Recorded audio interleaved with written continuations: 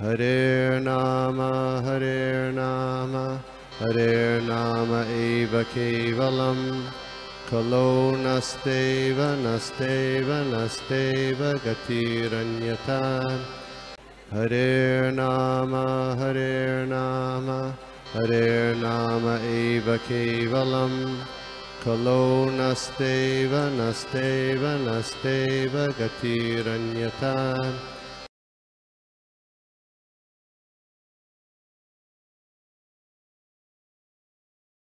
हरे कृष्णा। सभी भक्तों का चरण में हमारा धन्यवाद प्रणाम स्वीकार कर दीजिए। हरे कृष्णा। आज हम लोग जो चर्चा करने के लिए जा रहे हैं 44, 1, 7, 44 एंड 45 पृथयेथं कलपोइदं सॉरी श्रुतो वाचा पृथयेथं कलपोइदं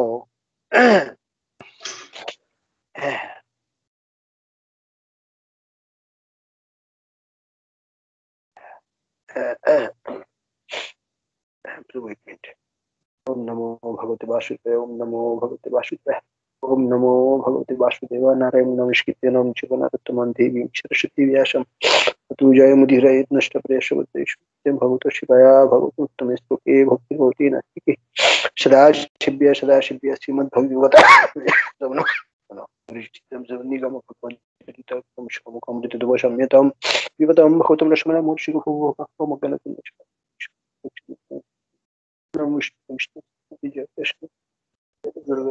जय श्री कृष्ण। गौर हरे कृष्ण कृष्ण राम राम। प्रभु श्लोका 44 श्रुतोवाच पृथयेत्थुं कलापैध मन्दं जहाज वैकुण्ठ मोहयतीव मायया।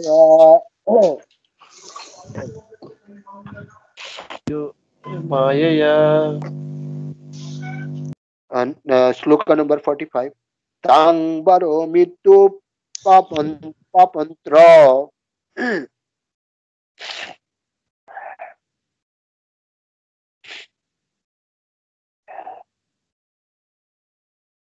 प्रविश्य गज सायं श्रियश्च सपुरं जशन् प्रेम रागा निवारित।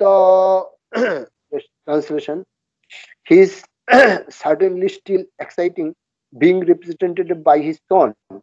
His wife Kripi did not undergo a sati with him because she had a son. Purport: The wife of Dronacharya, Kripi, is the sister of Kripacharya, a devoted wife who is, according to revealed scripture, the better half of her husband, is justified in embracing voluntary death along with her husband if she is without issue. But in the cause of the wife of Dronacharya, she did not undergo such a trial because she had her son, the representative of her husband. A widow is a widow only in name if there is a son of her husband existing. So in either cases, Ashwatthama was the representative of Dronacharya, and therefore killing Ashwatthama would be like killing Dronacharya. That was the argument of Draupadi against the killing of Ashwatthama. Hare Krishna. Namo Vishnu Jai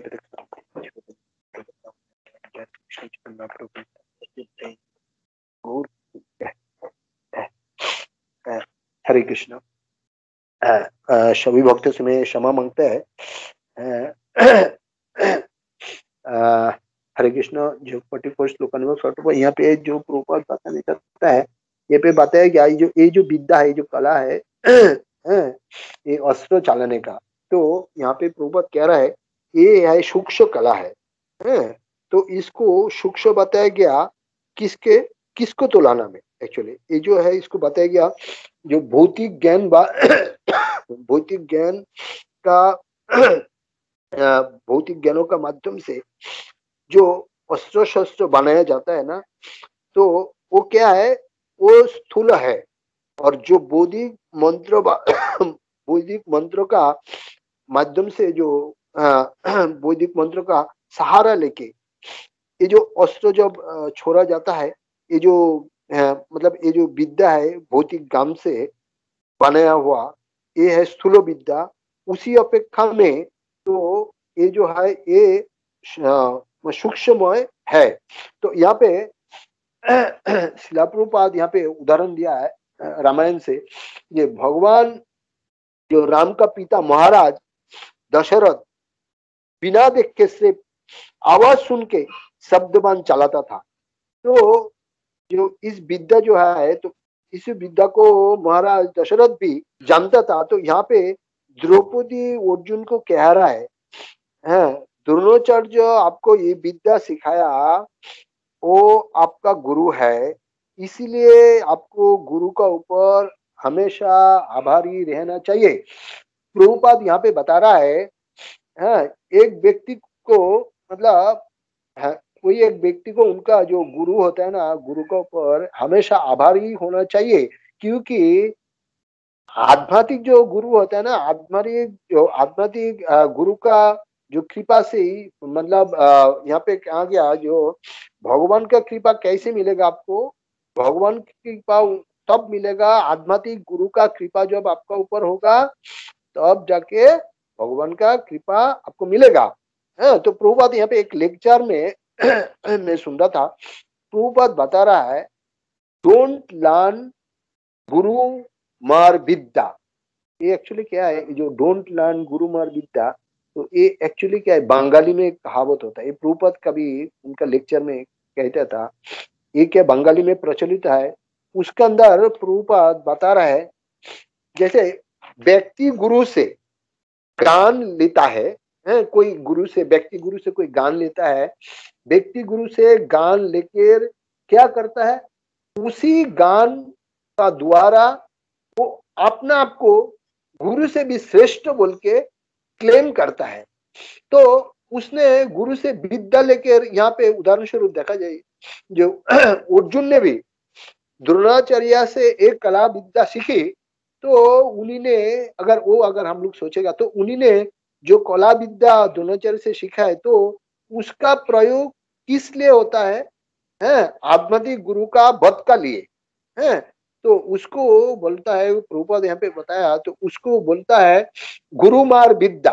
शिला प्रभुपाद यहाँ पे clearly explain किया, अगर हमारा प्रामाणिक आध्यात्मिक गुरु है, उसका प्रयोग उनसे ज्ञान, समझो वो जो उसका जो हमने उससे जो गुरु से ज्ञान लिया, उसका अगर प्रयोग है, जो उससे ज्ञान सीखा, ज्ञान लिया, तो गुरु को फिर से मार दिया, तो उससे हमको बचना चाहिए। प्रभुपाद बोल रहा है, ये क्या है, ये एक्चुअली आश्रिक प्रवृत्ति है।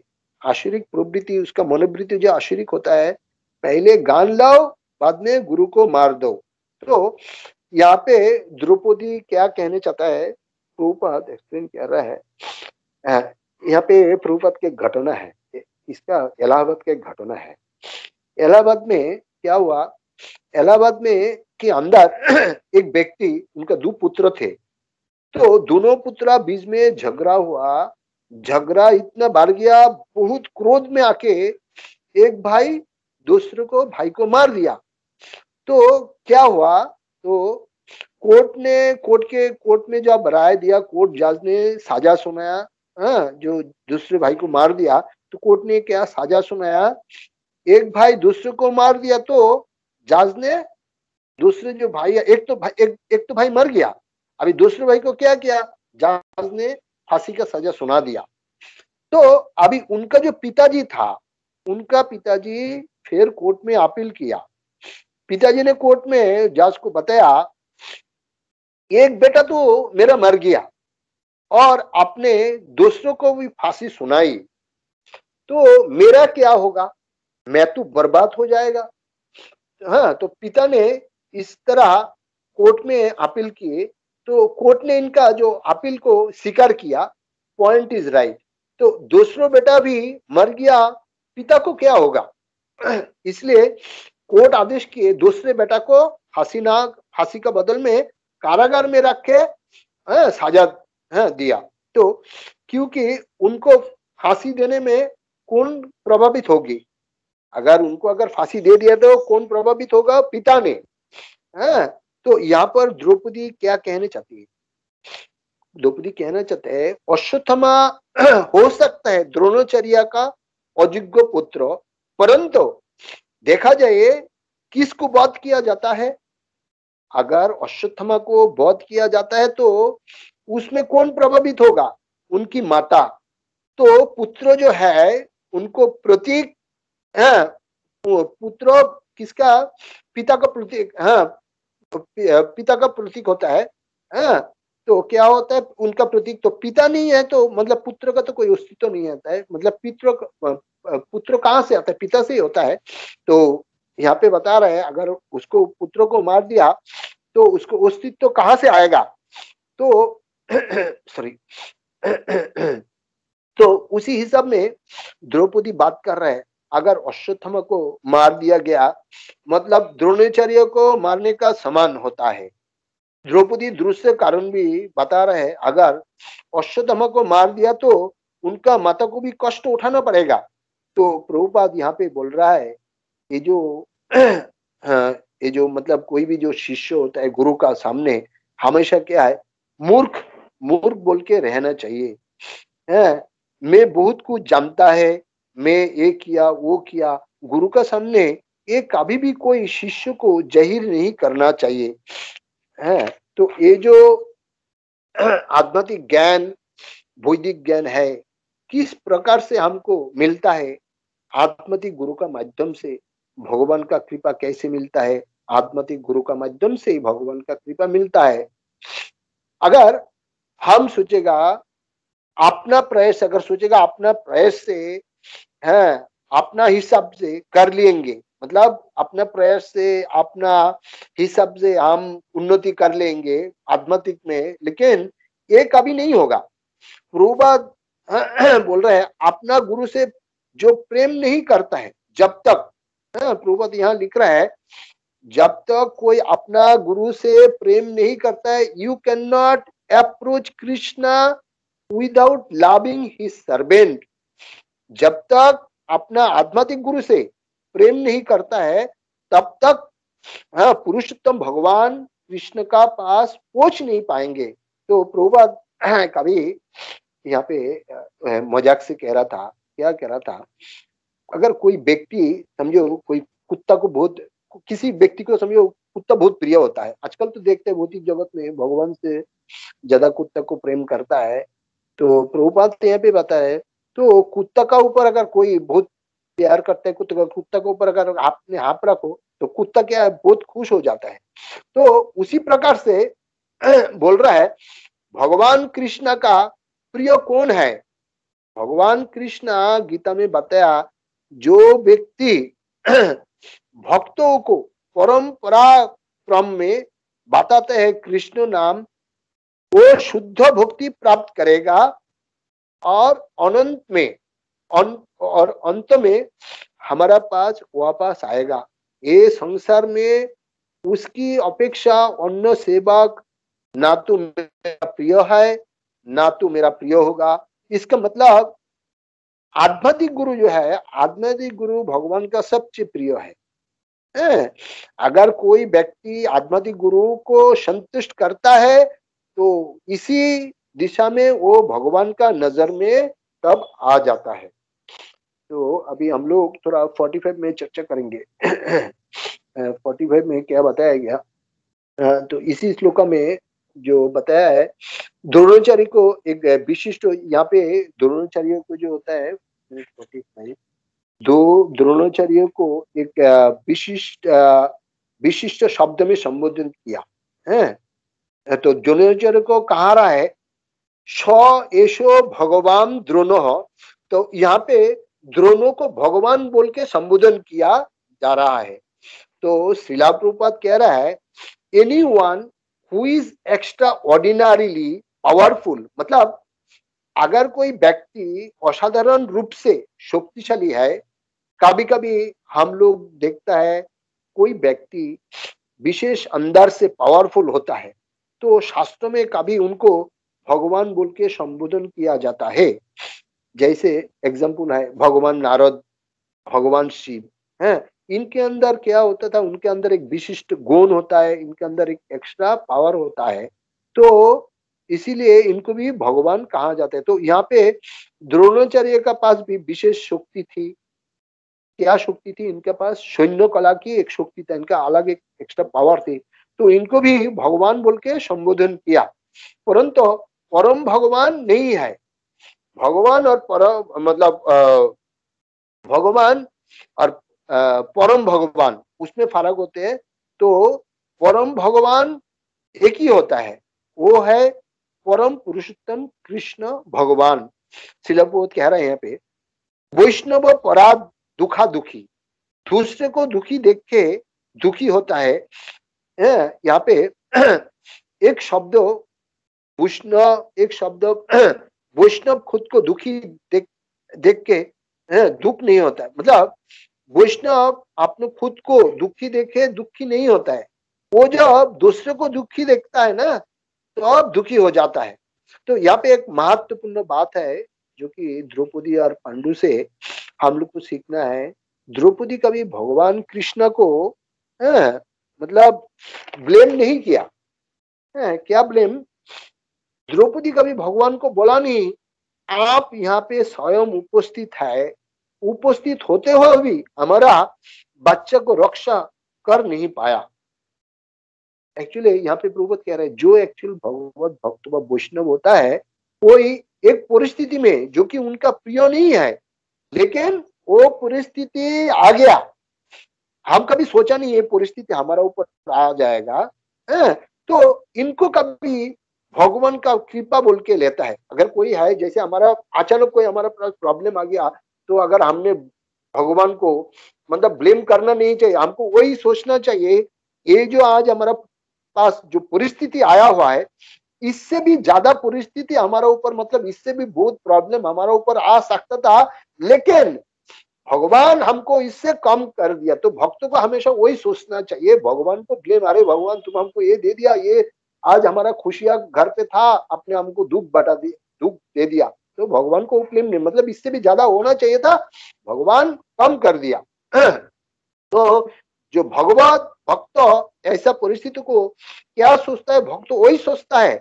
इससे भी परिस्थिति बुरा होने था लेकिन भगवान कम किया।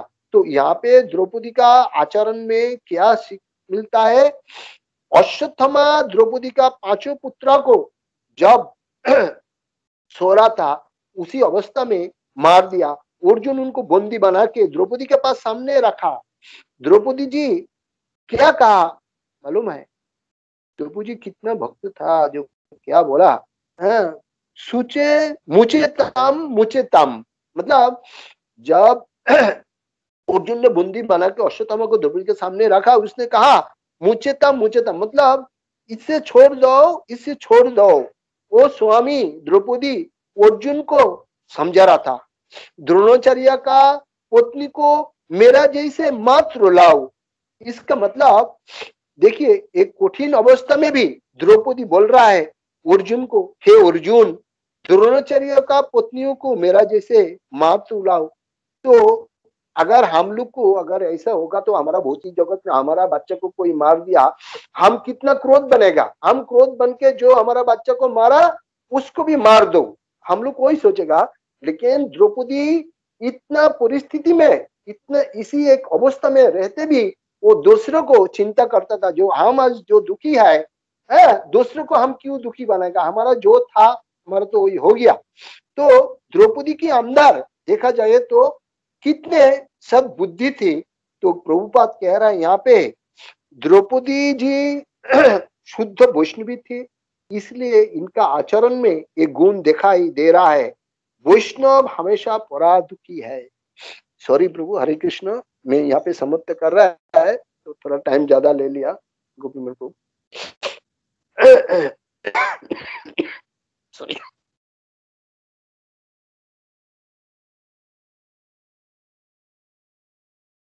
हरे कृष्णा प्रभु, अगर किसी को कोई कुछ ऐड करना है प्रभु। First of all thank you. बहुत अच्छा आपने क्लास दिया। आपका तबीयत इतना खराब होते हुए आपने जो था इतना सुंदर जो था तैयारी किया था। तो मैं बोल रहा था कि आपके बदले मैं देता हूँ, तो अच्छा किया मैंने नहीं दिया, नहीं तो आपके मुंह से इतना नेक्टर सुनने को नहीं मिलता था। तो thank you Prabhu, it was very nice. और बहुत सा पॉइंट आपने यहाँ पे क्लियर किया। मतलब सभी पॉइंट कवर किया इसमें। तो थैंक यू प्रभु। हरे कृष्णा।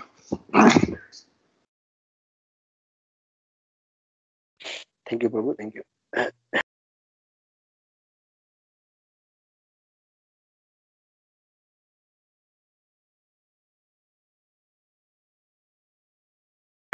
ये सत्यराज प्रभु, हरे कृष्णा।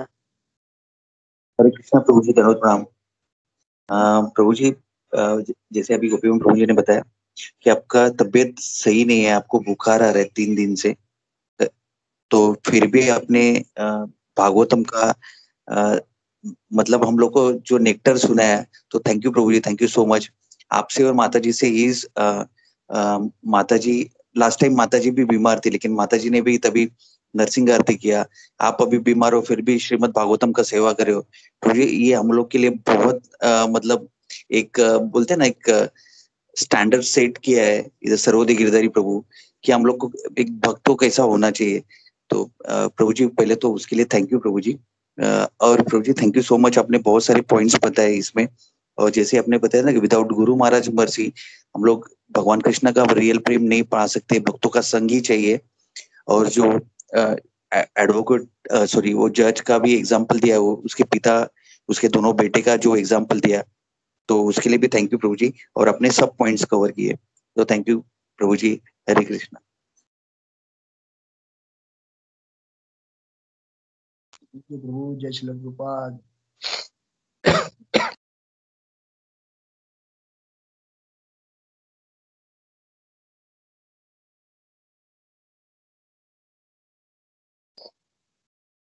हरे कृष्णा प्रभु, दंडवत प्रणाम। मेरी आवाज आ रही है प्रभु? हाँ माता जी। क्लियर है माता जी। प्रभु जी, आपका लेक्चर बहुत सुंदर था। आपने एक एक जैसे दोनों प्रभु ने बताया, ऐसे बहुत सुंदर से सब परपुट का एक एक पॉइंट। और जो कल समीर प्रभु का प्रश्न था कि अर्जुन को अर्जुन के सामने अर्जुन को भगवान ने बोला था अश्वत्थामा को मारने के लिए, उसका आंसर भी इसमें आ जाता है। तो बहुत अच्छा था आपका क्लास, बोल नहीं सकते बस। और आप भी सेम जैसे सिर्फ जो हम लोग पढ़ते हैं करते हैं वही अपने आचरण में लाना चाहिए, वैसे ही आपने किया। जैसे जोली ने जय पताका गुरु महाराज जो है वो भी ऐसे इतने तकलीफ में होते हुए भी सब लेक्चर्स देते हैं। ऐसे आप लोग भी इतने बीमार हो फिर भी या इतना अच्छा से अपने क्लास दिया। जैसे सरोदे गिरधारी प्रभु भी है, तो बहुत अच्छा लगा, मतलब दिल से अच्छा लगा। हरे कृष्णा, दंडवत प्रणाम। थैंक यू माता जी, थैंक यू। सब आप लोग का कृपा है, बस गुरु महाराज की कृपा है। ठाकुर बोलिए, ठाकुर। हरे कृष्णा। हरे कृष्णा प्रभु जी, और एक पॉइंट मुझे ऐड करना था प्रभु जी। जैसे हम लोग और एक एग्जांपल, जैसे गोपी प्रभु अबू धाबी से आते थे क्लास लेने के लिए, इतना बिजी शेड्यूल होते कि हुए भी, और फिर भी वो क्लास देते थे। तो प्रभु जी आपने जो अपने शिक्षा गुरु है, तो मतलब हम लोग उनसे बहुत कुछ सीख सकते हैं। तो thank you Prabhu ji, thank you so much प्रभु जी। हरे कृष्णा।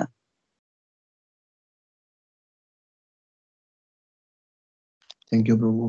हरे कृष्णा। हरे कृष्णा। प्रेम से गौर प्रभु, दंडवत प्रणाम। अभी कुंजेश्वरी माता जी ने बहुत ही अच्छा पॉइंट बताया कि जैसे गुरु महाराज, और अभी जैसे सत्यराज प्रभु ने बोला कि गोपी महाराज प्रभु, तो आप एक्चुअली फॉलो कर रहे हैं, और यही सबसे बड़ा क्वालिफिकेशन होता है। जैसे आपने बोला कि गुरु के प्रति अगर हमको प्रेम नहीं तो तो ये सब जो क्वालिटीज है वो दिखाता है कि आपको कितना प्रेम है। जय जय, thank you so much bro. और जस्ट एक बार इसमें और एक ऐड करना था कि जैसे एक एग्जांपल दिया था पत्री प्रभु ने कि एक शिष्य जो है गुरु का हाथ पकड़ के, एक नाला था छोटा सा, उसको क्रॉस किया और फिर वो जो गुरु ने है वो शिष्य को ढकल के नीचे उड़ाया। तो वो उसने बोला गुरु महाराज ये क्या है? तो उसने बोला कि ऐसा, इसको मायावाद बोलते हैं। तो मायावाद का मतलब क्या है? गुरु का आश्रय लेके हम कुछ पाने का कोशिश करते हैं और फिर वो मिलने के बाद फिर हम गुरु को छोड़ देते हैं। तो ऐसा हमको कभी नहीं करना चाहिए। तो गुरु हमको हमेशा मतलब इटरनली उनका जरूरत होता है। हरे कृष्णा, दंडवत प्रणाम।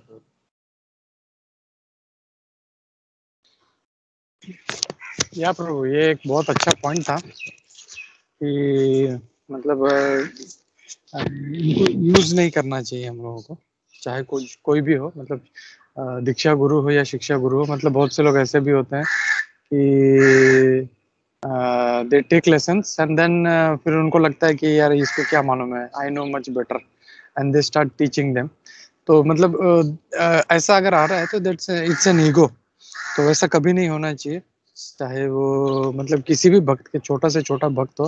वी शुड ऑलवेज बी ना रिस्पेक्टफुल टू एवरीबडी, एंड ये एटीट्यूड कभी भी नहीं आना चाहिए।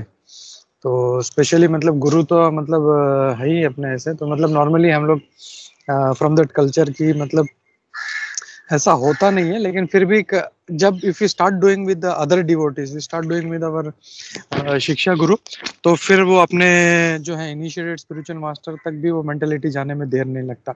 सो we have to be very very careful of this mentality. Hare Krishna. Thank you Suraj Madhav, बहुत अच्छा पॉइंट उठाया ये, जो अपने प्रेम सखा प्रभु ने भी लिया। Thank you both of you. Hare Krishna. Thank you Prabhu, thank you, दंडवत प्रणाम।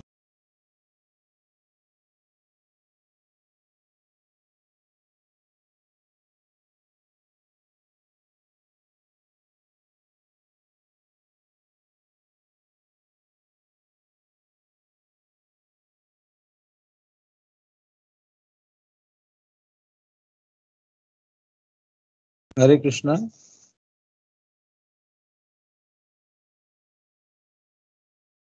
हरे कृष्णा प्रभु, दंडवत प्रणाम।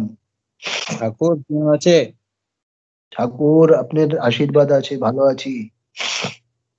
किधर बालो है प्रभु, आप तो बहुत ही बालो है। जिस हिसाब से आपने लेक्चर दिया बहुत अच्छा लगा प्रभु, वेरी नाइस। और आपका नाम भी देखो कैसे है, प्रेम सखा, यानी अपने गुरु महाराज से प्रेम करो और आप उसके सखा हो। तो जो भी आपके, जो गुरु महाराज को प्रेम करता है, आप उसके सखा हो, आप उसके फ्रेंड हो। तो हम लोग को गुरु महाराज का प्रेम करेगा तभी आप हमारा सखा बनेगा। हरे कृष्णा।